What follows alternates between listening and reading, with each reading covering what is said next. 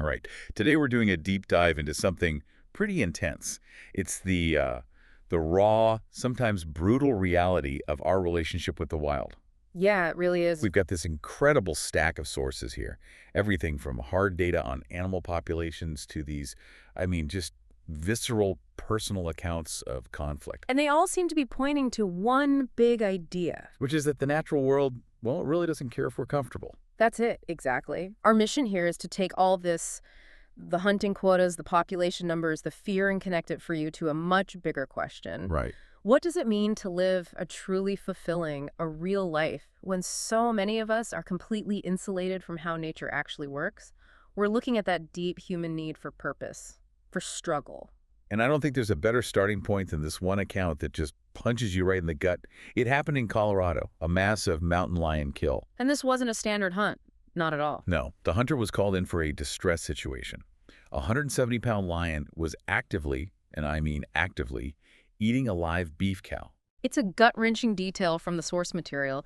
The cow was alive. It was screaming, kicking, and this had been going on for hours by the time the hunter got there. Wow. It just speaks volumes about the absolute, clinical lack of mercy in nature. Well, and the hunter's account mentioned feeling that initial wave of just shock, seeing that suffering, but it instantly turned into this grim determination to end it. And that's the difference right there. Exactly. The lion is pure instinct. It's survival. Mhm. Humans are the only ones who consider intervening with, compassion in that moment. That Colorado story really sets the stage perfectly for our first segment. The wild is war. We just have to accept that predation isn't clean. It's functional. It's brutal. Yeah, animals strike where it's easiest. They don't wait for the prey to be dead. They just start eating. And this brutality, it's happening on a massive scale, even in places we think we have under control.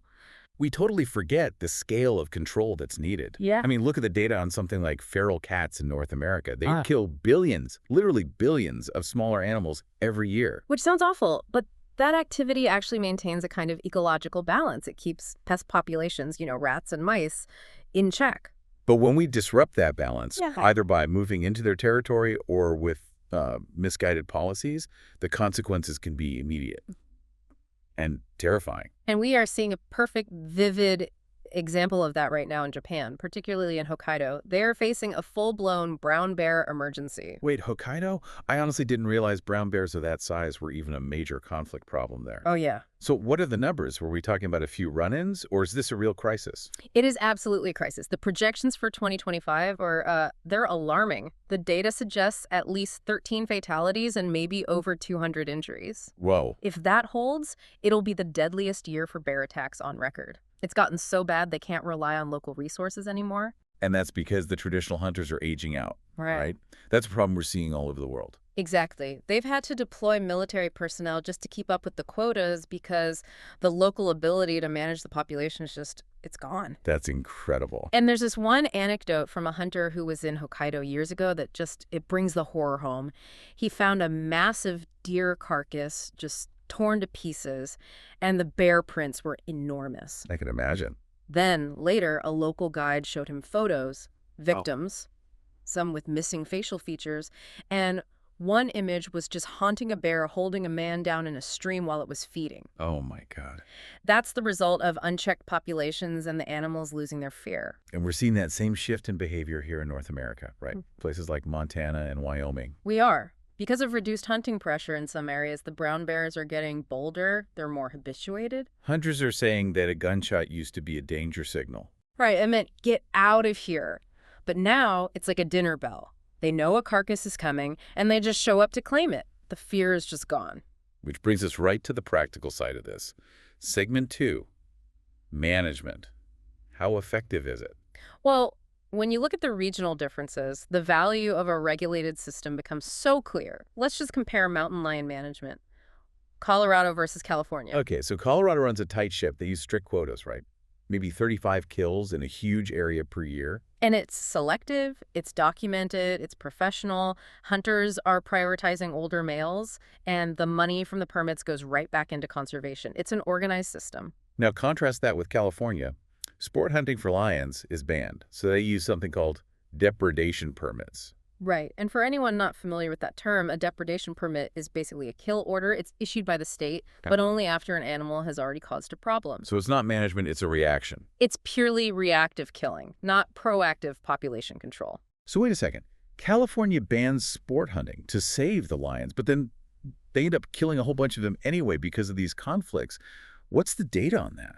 It's a huge point of conflict. Recent data shows 166 to 167 lions were killed under those permits in recent years. That's a huge number. It is, and it's often done by agency staff without the revenue for conservation, and crucially, without selecting for specific problem animals like older males that hunters often target. That comparison alone is a massive insight. The philosophy of not hunting doesn't mean less death. It just means non-selective reactive death. And that's before we even get to the diet analysis. Oh, this is the part that really flips the script. The study on mountain lion diets in the Bay Area. It's unbelievable. When they analyzed the stomach contents of lions that were put down under those permits, especially around a dense urban area like the Bay, they found 50% of the contents were dogs and cats. 50%. Yeah. Let that sink in. So the idea that banning hunting is kind to nature or protects people, it just falls apart. It seems like it just shifted the predation burden onto pets. And this failure to manage isn't just in California. Look at Oregon. They allow sport hunting for cougars. It's tough without dogs, but they do it. And they take more cougars than California does with permits. Far more. And that active management helps reduce the need for expensive agency call-outs and disperses the population before they become a chronic problem. And it's not just on land. Look at the ocean. Australia. They banned shark fishing, and the shark populations just skyrocketed. And now they're decimating prized fish populations, like the red emperor. They're literally taking them right off people's fishing lines.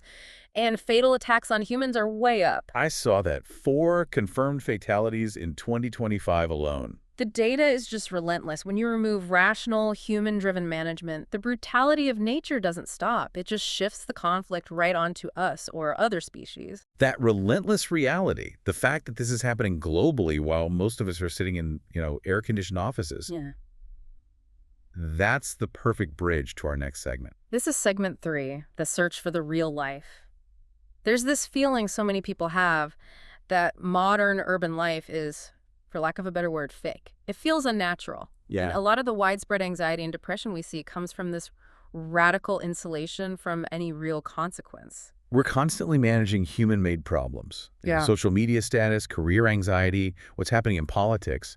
And while those things feel stressful in the grand scheme of survival, they're pretty arbitrary. And there's this profound counter-argument from an account we have of an Arctic Circle resident. He lives by hunting caribou, fishing. It's a completely different world. And he said his life, the constant physical work, the direct survival tasks, that feels normal to him, deeply fulfilling. He sees city life as this human creation that's just not good for a healthy mind and body. It really suggests our bodies and minds were designed for that kind of exertion, that focus on survival. It's innate.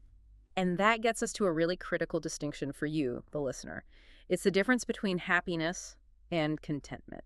Explain that. Happiness is often transient, right? It's consumer-driven. You buy something new, you get a temporary thrill. Contentment is that deep, sustained satisfaction you find through purpose, through overcoming a real challenge. So the sources are suggesting that the solution to that chronic, low-level suffering, that anxiety of modern life, is this idea of voluntary suffering. Which sounds completely counterintuitive to most people. Of course. We are conditioned to avoid discomfort. We seek convenience. We avoid the cold plunge. We avoid the hard conversation. But that avoidance doesn't get rid of suffering. It just changes it. Instead of the acute, productive suffering of, say, a tough hike or a long hunt. You get the slow, chronic suffering of anxiety and feeling unfulfilled, feeling stagnant. Exactly. When you voluntarily take on a struggle, intense exercise, a difficult project, you get this immediate earned psychological reward when you complete it. Struggle isn't just for muscle growth, it's Yeah. for psychological growth. It keeps you Yeah. grounded. And that leads us perfectly into our last segment, segment 4, mastery, technology, and self-improvement. The drive for mastery is maybe the most accessible form of that voluntary struggle today. And technology allows us to reach higher levels of success and safety in those pursuits. Oh, absolutely. Modern gear is a huge part of it. These technical clothing systems, for example, they give you incredible warmth and quietness without restricting you. That small edge makes a huge difference. It lets you stay out there longer, pursuing that mastery waiting for the right moment. And just look at the evolution of archery.